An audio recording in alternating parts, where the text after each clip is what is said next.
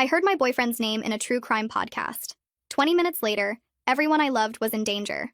I was listening to a podcast about an unsolved case from 15 years ago, where the host was describing a home invasion where an entire family was killed except for one person who disappeared that night. The only survivor was a teenage boy named Ethan Crawford who fled the scene and was never found, the host said. Then they cut to an interview with someone who claimed to have new information.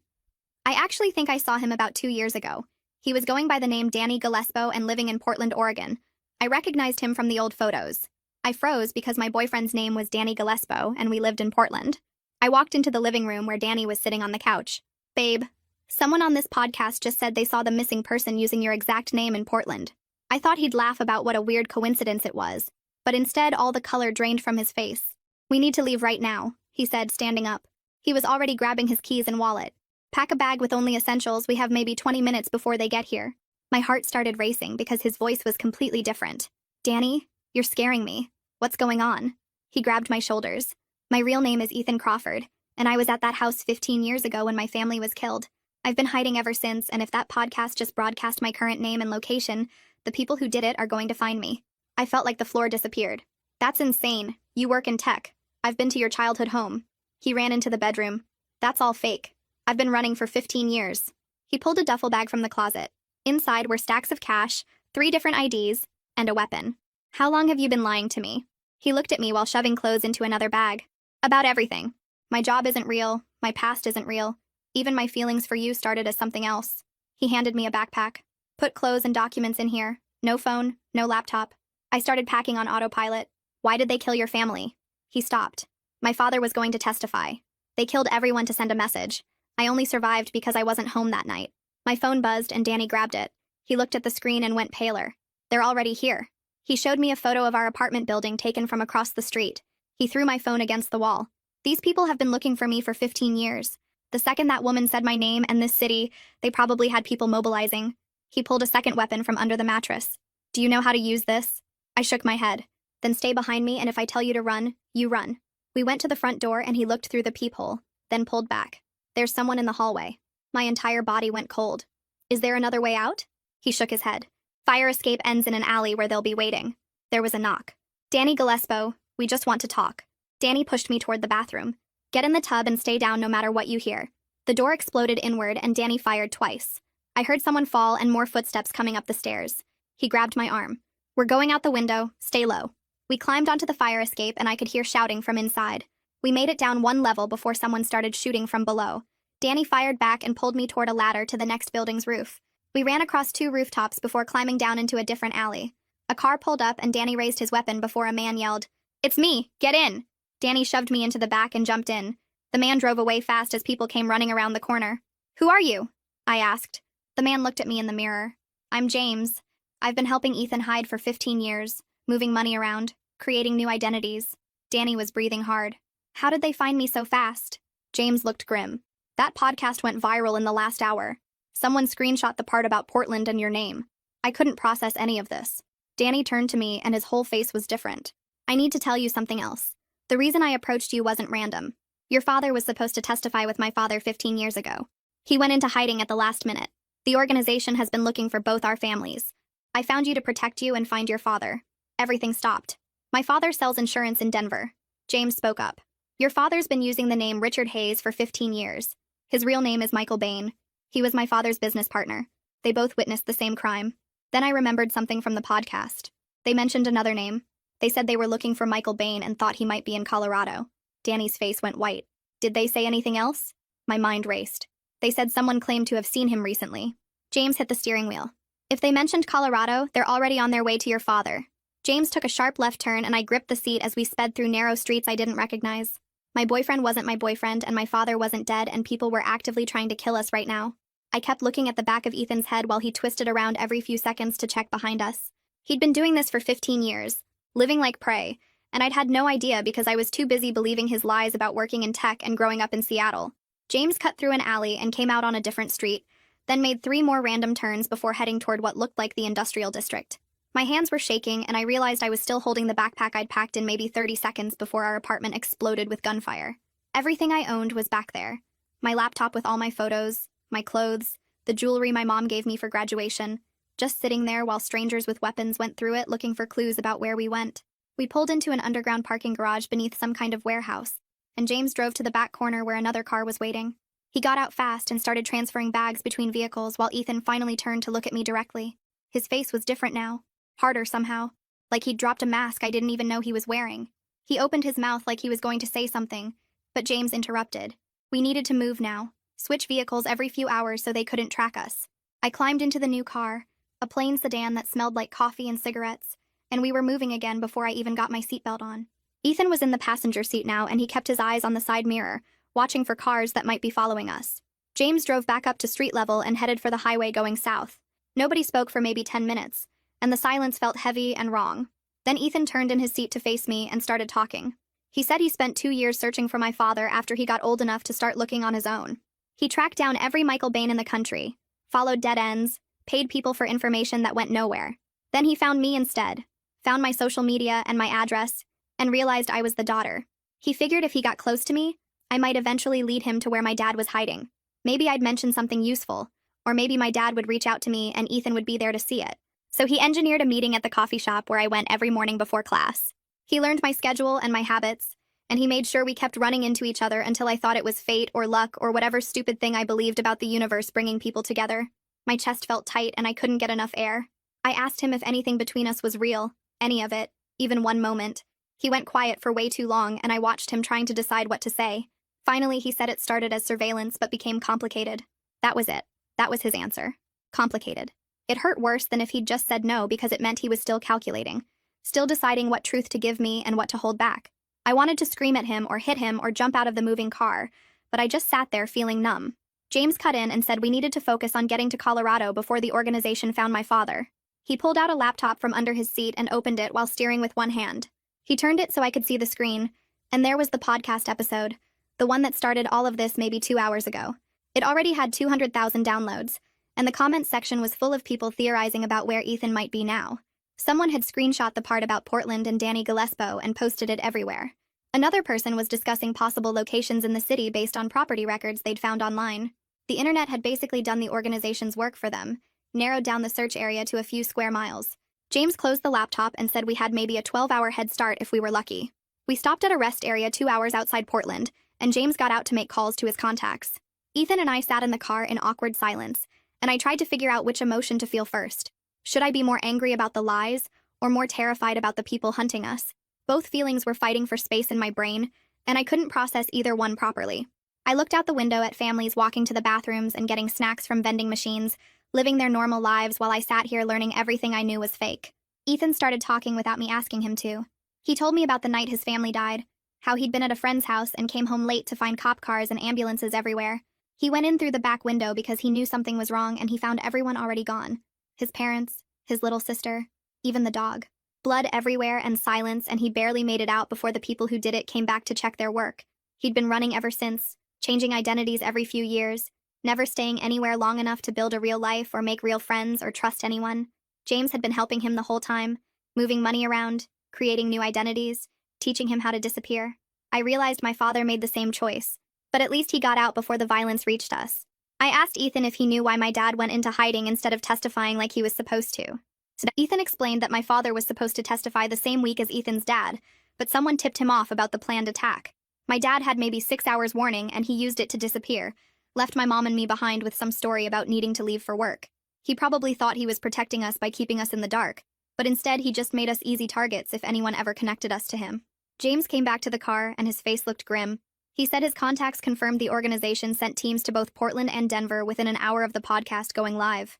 We were lucky to get out when we did, but my father might not know anyone was coming for him yet. If he was still using the same identity after 15 years, he might think he was safe, might have gotten comfortable. We got back on the road and I pulled out the phone Ethan had given me, a burner he said was safe to use. I tried calling the number I had for my dad, the one I'd used maybe 3 times in 15 years when my mom managed to arrange supervised contact. It went straight to a disconnected message and my stomach dropped. Either my father had changed numbers again, or something had already happened to him and we were too late. Ethan turned around in his seat and looked at my face. He asked what was wrong and I just stared at the phone in my hand for a second before telling him the number was disconnected. I explained that I barely knew my father anyway because my mom told me he left us when I was 7 years old. She said he moved away for work and didn't want to be part of our lives anymore.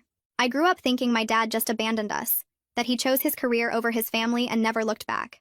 I had no idea he was in witness protection, or that any of this was connected to organized crime or people getting killed. My whole childhood was built on a lie, and now I was supposed to just accept that everything I believed about my family was fake. James kept his eyes on the road but spoke up from the driver's seat. He said my mother probably didn't know the full truth either, that witness protection keeps families separated and in the dark to prevent exactly this kind of situation. If my mom knew where my dad was or why he really left, she could accidentally give away information or be used as leverage. The whole system was designed to make sure no one knew anything, which meant my mom spent 15 years thinking her husband abandoned her when really he was trying to protect us. But now that the organization knows to look for Michael Bain's family, my mom might be in danger too. They would figure out that Michael had a wife and daughter, and if they couldn't find him, they might try to use us to draw him out. I grabbed Ethan's arm and told him to give me his phone right now. He handed it over without arguing, and I dialed my mom's number with shaking hands. She answered on the third ring, sounding confused about the unknown number. I didn't give her time to ask questions, just said she needed to leave the house right now and go stay with her sister without explaining why. I tried to keep my voice calm so she wouldn't panic, but my hands were gripping the phone so hard my knuckles turned white. My mom started asking what was going on and why I was calling from a strange number.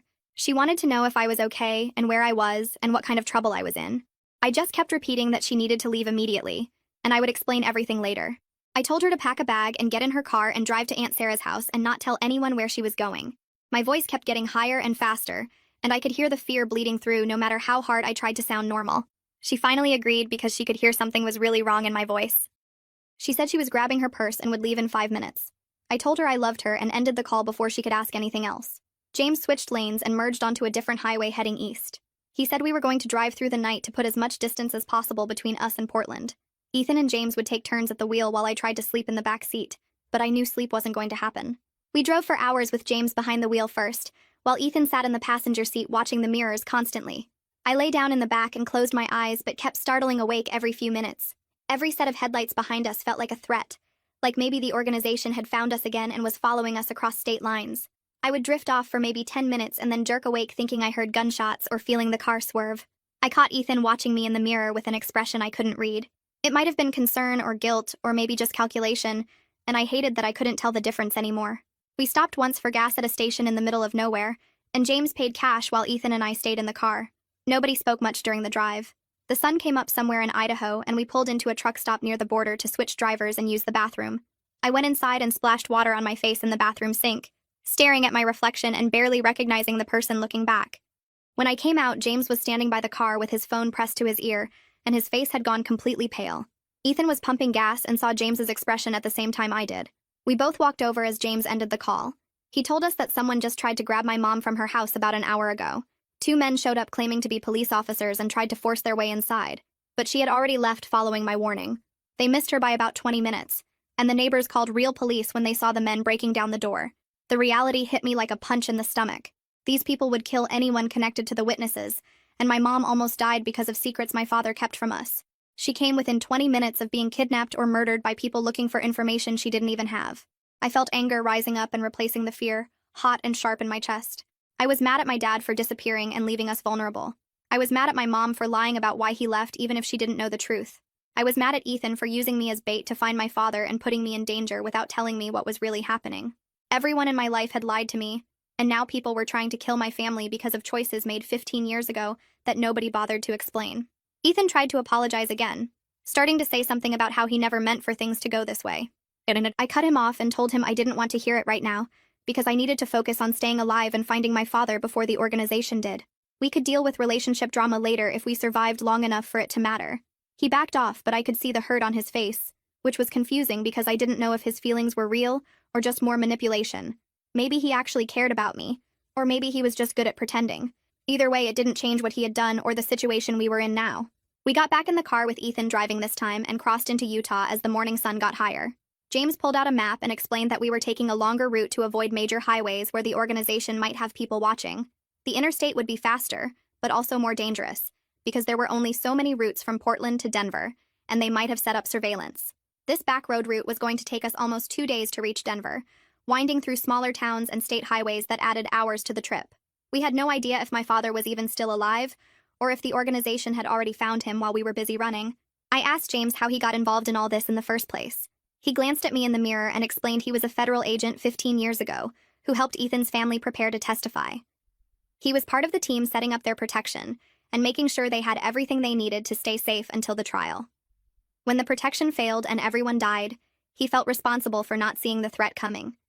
He quit the agency and spent the last 15 years helping Ethan survive outside the official system, moving money around and creating new identities and teaching him how to disappear. He had been breaking laws and risking prison to keep one kid alive because he couldn't save the rest of the family. That realization sat heavy in my chest as we kept driving through the dark Utah landscape. James was breaking federal laws and risking prison time to keep Ethan alive, and now he was doing the same thing for me, even though we'd just met a few hours ago. I couldn't tell if that made him some kind of hero or just someone who couldn't let go of his guilt, but at least I understood why he was helping us.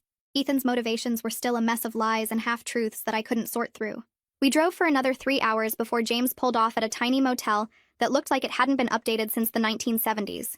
He paid cash for a room with 2 beds, and we hauled our bags inside. The room smelled like old cigarettes and cleaning chemicals. James said he'd take first watch and told us to try to sleep. I lay down on one of the beds fully clothed and stared at the water-stained ceiling tiles. My brain wouldn't stop replaying everything that had happened in the last day. 24 hours ago, I was listening to a podcast in my apartment with no idea my entire life was built on lies. Now I was in a motel room in the middle of nowhere with a boyfriend who wasn't really my boyfriend, and a former federal agent who'd gone rogue. I heard Ethan shift on his bed, and then he sat up on the edge of it. He started talking quietly, saying that what he told me about his feelings was actually true, even though how we met was completely fake. He said he never planned on falling for me, and it made everything way more complicated than it was supposed to be. His voice was different from I'd ever heard it, softer and less controlled. I wanted to believe what he was saying, but I had no idea how to trust someone who'd already admitted they approached me as part of some plan to find my father. Every nice thing he'd ever said or done could have been calculated. Every kiss could have been strategy. I told him we needed to focus on staying alive first, and we could deal with the relationship stuff later, if there even was a later for us. He went quiet, and I could feel him looking at me in the dark, but I kept my eyes on the ceiling. Eventually, I heard him lie back down. I must have fallen asleep at some point because James was shaking my shoulder, and pale morning light was coming through the thin curtains. Ethan was already up and packing his bag. James's phone was in his hand, and his face looked grim. He said he'd just gotten a call from his contacts, and the news wasn't good. The organization had people actively searching Colorado right now, and they'd figured out several possible locations where my father might be living, based on the podcast's hints about the Denver area. My stomach twisted. We were still maybe 12 hours away from Denver if we drove straight through. James said we couldn't just drive into the city without knowing exactly where my father was, because we'd be going in blind and the organization probably had people watching likely locations. Ethan suggested we try to find property records or utility bills under the name Richard Hayes to get an actual address. James nodded and said he had a contact who could access those databases without leaving any kind of trail that could be tracked back to us. He made a call while Ethan and I grabbed stale muffins from the motel's sad excuse for a breakfast area. The contact said it would take a few hours to search through the records and cross-reference everything. We got back in the car and started driving closer to Denver while we waited. I tried not to think about what we'd find when we got there. Every mile that passed felt like we were racing against people who had more resources and more experience than us. I asked Ethan what the actual plan was if we found my father still alive. He was quiet for a minute and then admitted he didn't really have a plan beyond warning him and trying to get everyone somewhere safe. The problem was there wasn't anywhere actually safe as long as the organization existed and wanted us dead. They had people everywhere and unlimited money to keep searching. We could run for another 15 years like Ethan had been doing, but that wasn't really living. It was just surviving. We stopped for gas at a station outside Grand Junction, and James's phone rang. He answered and listened for a long time, then thanked whoever was on the other end. He told us his contact had come through with an address for a Richard Hayes living in a suburb called Lakewood, about 20 minutes outside Denver proper. We were close enough now that we could be there in 6 hours if we pushed straight through without stopping. Ethan wanted to approach carefully and scout the location first to see if the organization had already found it. I understood being careful, but I was worried that if we waited too long, the organization would find my father before we did. We'd be too late to warn him. We went back and forth about it while James drove and finally compromised. We'd drive past the house once to see if there were any obvious signs of trouble before we made contact. If everything looked normal, we'd approach. If we saw anything suspicious, we'd figure out another way. The sun was getting lower as we crossed into Colorado, and I realized I was about to see my father for the first time in 15 years. I had no idea if he'd even recognize me or what I was supposed to say to him. The last time I saw him, I was 7 years old, and he was just my dad who went to work and came home and read me bedtime stories. Now he was a stranger who'd been living under a fake name and had evidence that could bring down a criminal organization. I didn't know that person at all. We crossed into Colorado around noon. and I couldn't stop checking the mirrors like Ethan had been doing for the past 12 hours. Every car behind us felt like a threat. Every exit we passed made me wonder if we should take it and disappear somewhere else instead of driving straight into whatever was waiting in Denver. Ethan sat in the passenger seat cleaning one of the weapons he'd grabbed from the apartment. His hands moved automatically like he'd done this 1,000 times before. I watched him and tried to match this version of him with the guy who used to make me breakfast and complain about his fake tech job. They didn't line up in my head. James kept the speed exactly at the limit. Requested Reads is on Spotify now. Check out link in the description or comments. He explained that getting pulled over now would be the worst possible thing. We had weapons, fake IDs, and a trunk full of cash that would raise every red flag if a cop searched the car. My stomach felt tight and I realized I hadn't eaten anything since those stale muffins at the motel. Food seemed impossible right now. The landscape changed as we got closer to the city. Mountains appeared in the distance and houses started showing up more frequently along the highway. Ethan put the weapon away and pulled out his phone to check the address James had gotten from his contact. He zoomed in on a map of Lakewood and studied the streets around my father's house. He pointed out which roads had the best escape routes, and which ones could trap us if things went bad.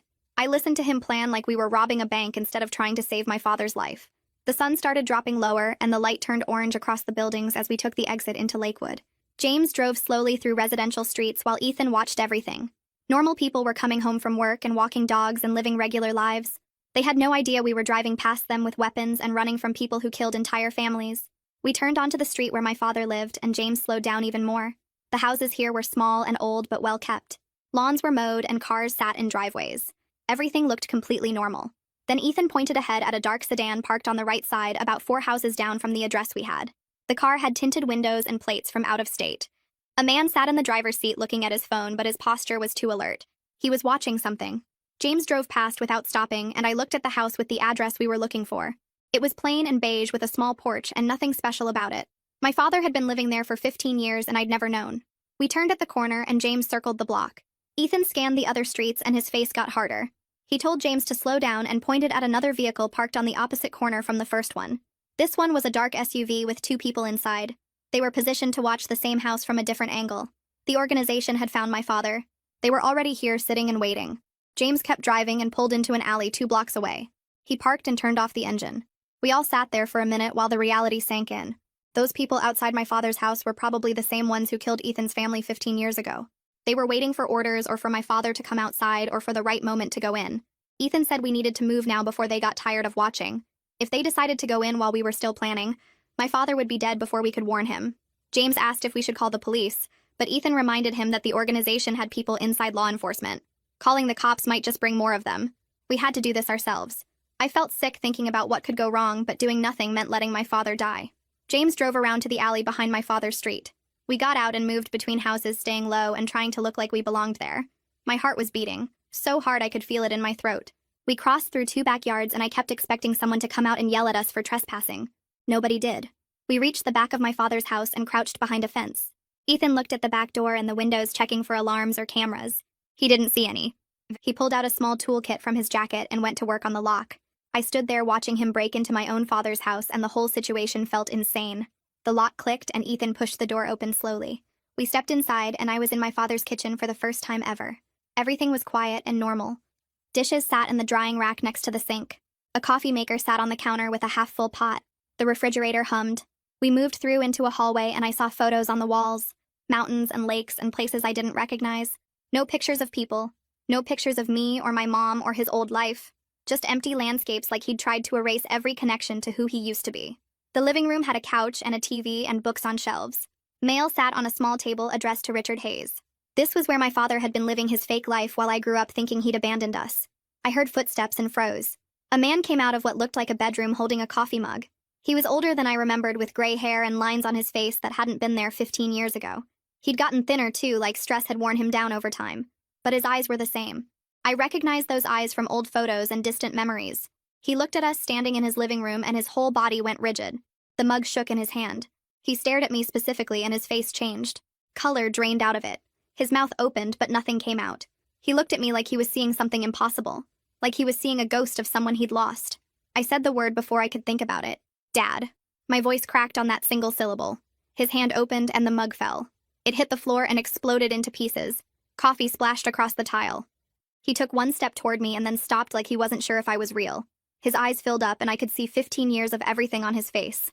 Guilt and grief and fear and relief all mixed together. He was looking at his daughter who he'd left when she was 7 years old. I was standing in his living room at 22 and he'd missed everything in between. Every birthday and graduation and moment of my life had happened without him. His hands were shaking. Ethan moved forward and his voice cut through the moment. He told my father we didn't have time for this because the organization had people watching the house right now. My father's face changed instantly from emotion to fear.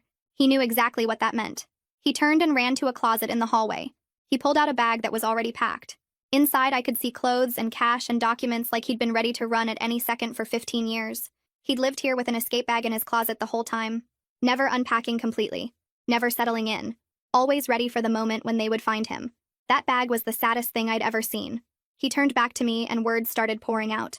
He said he was sorry for everything. Sorry for leaving and for the lies and for not being there. He said he'd wanted to contact me so many times, but they told him any communication would put me in danger. His voice broke and I realized he'd been crying about this for 15 years. He'd been living in his own kind of prison, trapped by the same organization that killed Ethan's family, separated from everyone he loved because staying away kept us safer.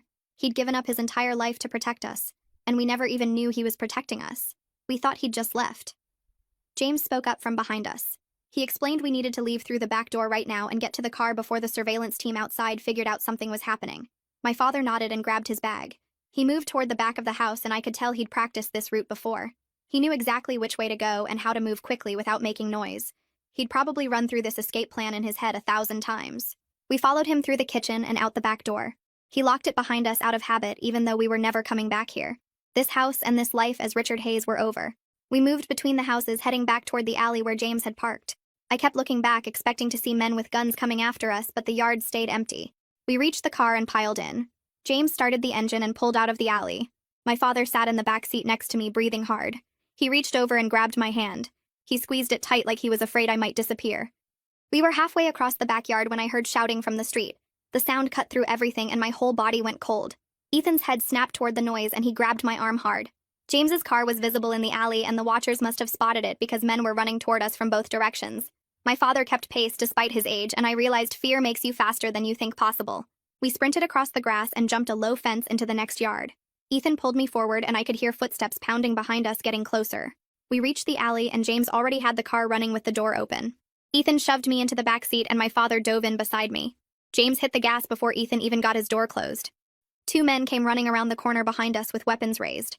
I heard the first gunshot and ducked down. The back window exploded and glass sprayed everywhere. Pieces hit my hair and neck and I felt the sharp sting of cuts. James kept driving and didn't slow down. More shots and I heard metal hitting metal as bullets struck the car. My father pushed me down lower and covered me with his body. We made it to the main street and James took a hard right. The tires screamed and I slid across the seat.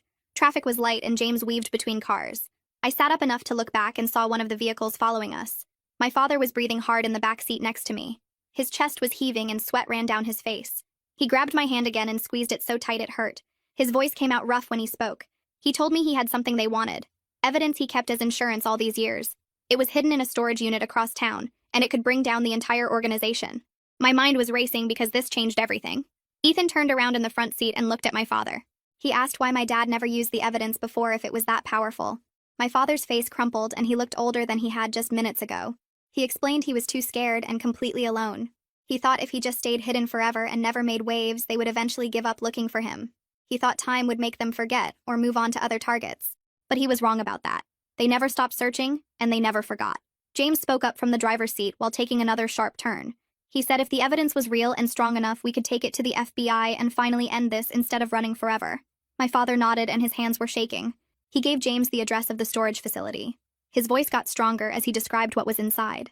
Financial records going back 20 years, recorded conversations between organization members, documentation of murders and criminal operations, everything needed to put dozens of people in prison for life. We were driving across Denver now, and I could see multiple cars behind us in the mirror.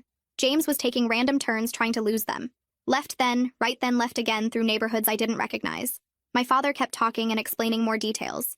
He said his business partner was the one who gathered most of the evidence. Ethan's father had access to the organization's financial systems because of his job. He copied files and recorded meetings and built a case that could destroy them. That's why they killed him and his whole family. They needed to make sure the evidence died with him. But my father had copies of everything. Ethan's face changed when he heard this. I watched him process what it meant. His father's work might actually mean something.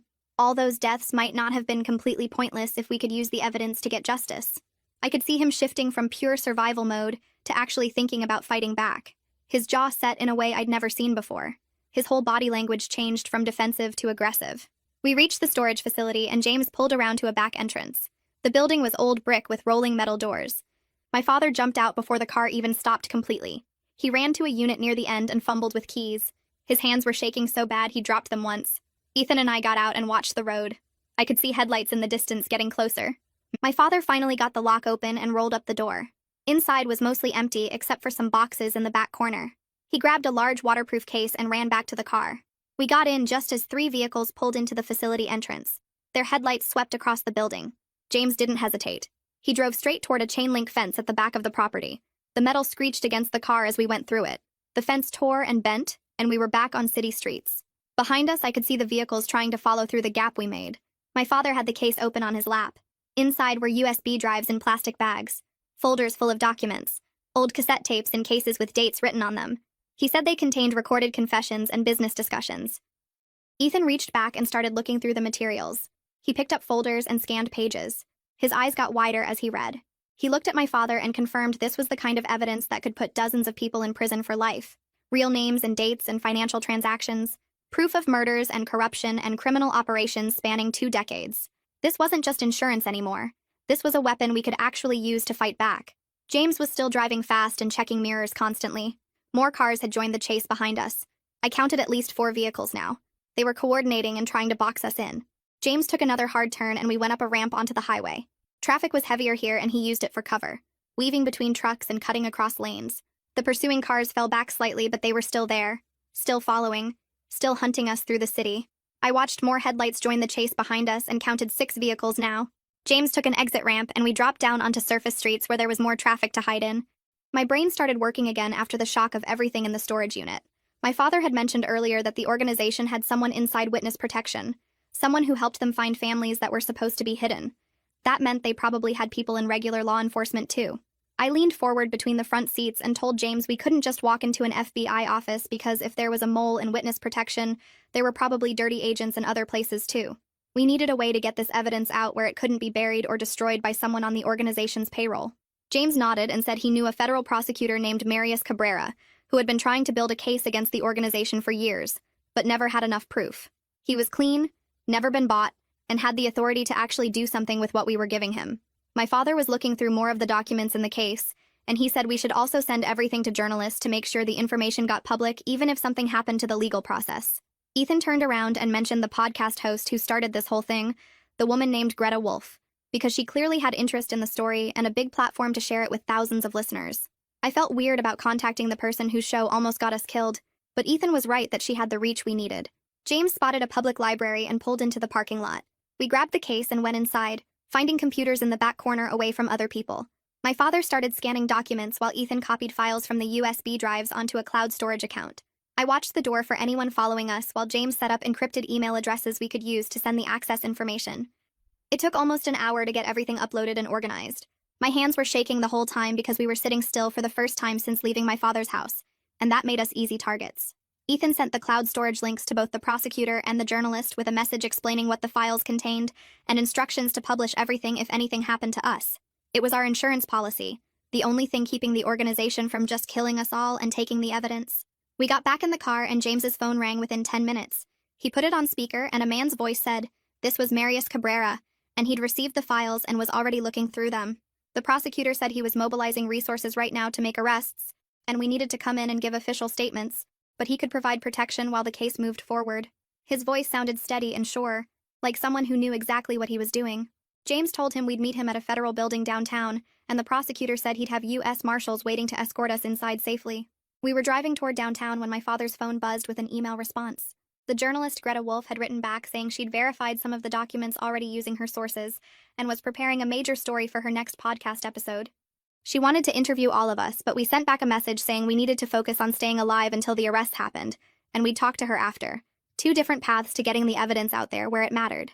James navigated through traffic while my father explained more about what was in the files, specific names of people in the organization, and dates of murders and financial crimes going back 20 years. Real proof that could put dozens of people in prison for life. I looked over at Ethan in the passenger seat and he was completely quiet, staring out the window. I realized this was the closest he'd ever come to actually ending the threat that had controlled his entire life since he was a teenager. 15 years of running and hiding and looking over his shoulder might actually be finished. I reached over and took his hand. He looked at me with an expression that was equal parts hope and fear, like he didn't know what would happen if we actually survived this, and he didn't have to run anymore.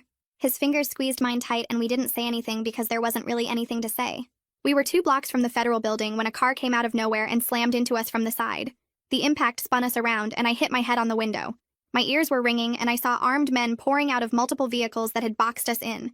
Gunfire erupted everywhere, bullets hitting metal and glass. James was shouting something, but I couldn't hear over the noise. Then more people appeared and I realized they were U.S. Marshals in tactical gear, returning fire and creating a protective corridor. One of them, a huge guy, yanked open our door and physically shielded us with his body. He yelled for us to run and we scrambled out of the destroyed car. I could see James firing at pursuers while my father grabbed the evidence case. We sprinted toward the federal building entrance with bullets hitting the concrete around us. The marshal stayed between us and the shooters the whole way. His name tag said Barrett. We made it through the doors and the building went into immediate lockdown. Metal barriers dropping and armed security flooding the entrance. Heavy doors slammed shut behind us, and suddenly we were surrounded by federal agents in a lobby with concrete walls and no windows. The shooting outside continued, but we were inside now, protected by layers of security and federal authority. My legs gave out and I sat down hard on the floor, my father next to me still clutching the case like his life depended on it. Ethan was checking me for injuries and James came through the doors last, blood on his shirt but moving okay. Marshal Barrett was talking into his radio, coordinating with teams outside. We'd made it, barely, but we were finally somewhere they couldn't reach us. In the conference room, Marius Cabrera sat across from us with a laptop and 3 phones going at once. He started taking our statements immediately while talking to FBI teams in different cities. He told us they were executing arrest warrants right now based on the evidence my father provided, hitting the organization in 8 cities at the same time. Every few minutes he'd get an update and relay it to us. Chicago team secured 3 targets. New York had 4 in custody. Los Angeles was moving on 2 more locations. I sat there watching this prosecutor coordinate what looked like a military operation, and it felt unreal that this was actually happening after 15 years of hiding and running. My father handed over the evidence case and Marius went through every document, every recording, making notes and sending files to different teams. He explained that they'd been building a case against the organization for years, but never had enough proof to make charges stick. What my father kept hidden all this time was the missing piece that connected everything. Over the next 6 hours, we watched news feeds on the monitors in the room as major arrests happened across the country. A city councilman in Detroit, a federal contractor in Washington, a state judge in Florida, all of them secretly working for the organization, and now all of them being walked out in handcuffs on live television. Greta Wolf's story went live at the same time, and suddenly the evidence was public record that couldn't be hidden or buried. Her article included photos of documents, audio clips of recorded conversations, and a detailed timeline of crimes going back 20 years. I watched it spread across social media in real time, people sharing and commenting and demanding answers. The organization couldn't make this disappear even if they wanted to because too many people knew now. My father sat next to me the whole time, and during breaks and questioning, he started telling me about his life in hiding. He lived alone in that small house, worked a boring office job under a fake name, and spent his evenings following my life from a distance. He kept newspaper clippings about my high school graduation and college acceptance, small pieces of my life he could hold on to. He showed me photos on his phone of me at my graduation ceremony that someone else took, and I realized he'd been there watching from far away. He said the hardest part wasn't the fear or the isolation, but knowing I was growing up thinking he abandoned us. Every birthday, every holiday, every important moment he missed because staying away kept me safer. His voice broke when he talked about it, and I didn't know what to say because I was still processing that he'd been alive and watching all these years. Later, Ethan and I finally had a real conversation about what happens next, sitting in a smaller room away from everyone else. He admitted he didn't know how to have a normal life because he'd never had one. Since he was 17, his entire existence was about survival and revenge and staying hidden. He didn't know how to think about a future that wasn't just running or fighting. I told him we were both going to have to figure out who we are now that we're not running, and that was going to take time and probably therapy. He laughed at that, a real laugh I hadn't heard from him before, and said therapy sounded good, actually. We agreed we needed to be honest about how messed up this whole thing was, how our relationship started with lies and manipulation, and how we couldn't just pretend that didn't matter. But we also couldn't ignore that somewhere in the middle of all the chaos, something real happened between us. Marius came back with an update that made everyone in the room go quiet. The arrests were holding, and they had enough evidence to keep the organization's leadership locked up for life. There would be trials and we'd have to testify, but the immediate threat was gone. The people who killed Ethan's family and hunted us across the country were in custody and facing charges that would put them away forever. He said we could start thinking about actual futures instead of just survival, and that phrase hit me hard because I hadn't let myself think past the next day in so long. My mother arrived the next day after being brought in by federal protection, and she saw my father for the first time in 15 years. Their reunion was complicated and painful, full of things that couldn't be unsaid and time that couldn't be recovered. She was angry about the lies and the years of thinking he just left us. He was defensive about his choices and kept saying he did what he had to do to keep us safe. They stood in that federal building conference room arguing about 15 years of hurt and missed time, and I realized they might never get past it. But there was also relief that we were all alive, that the threat was finally over, and that maybe we could start rebuilding something even if it would never be what we lost. Ethan and I agreed to take things slow and actually get to know each other honestly, starting over without the lies and manipulation. He was moving into a temporary apartment near mine, and we were going to try dating like normal people, though we both knew we'd never be completely normal after everything we'd been through. We made a plan to see a therapist, both individually and together, because we had a lot to work through. He needed to process 15 years of trauma and isolation. I needed to process betrayal, and discovering my entire life was built on secrets. We needed to figure out if what we had was real or just trauma bonding, and that was going to take time and honesty we hadn't had before. 3 weeks later, I was having dinner with both my parents for the first time since I was 7 years old. We sat in a restaurant booth and it was awkward because we were all still processing trauma and figuring out how to be a family again. My mom and dad were trying to talk to each other like adults, but years of hurt kept surfacing in small comments and tense silences. I told them about school and my life, filling in 15 years of gaps, and they listened like they were trying to memorize every detail they'd missed. We were together and safe, and that was something I didn't think would ever happen again. After dinner, Ethan texted me to ask how it went. I told him it was weird and hard, but also good in a way I couldn't explain. He said he was proud of me for trying, and I realized that despite everything, we built something real in the middle of all the chaos. Maybe that was worth fighting for too, even if it meant starting over from scratch and doing the hard work of building something honest. The organization was gone. My family was alive. And for the first time in weeks, I could think about tomorrow without fear taking over everything else. Well, that's another flawless masterpiece. If you're still watching, I don't know whether to thank you or apologize. Either way, hit subscribe and we'll call it even.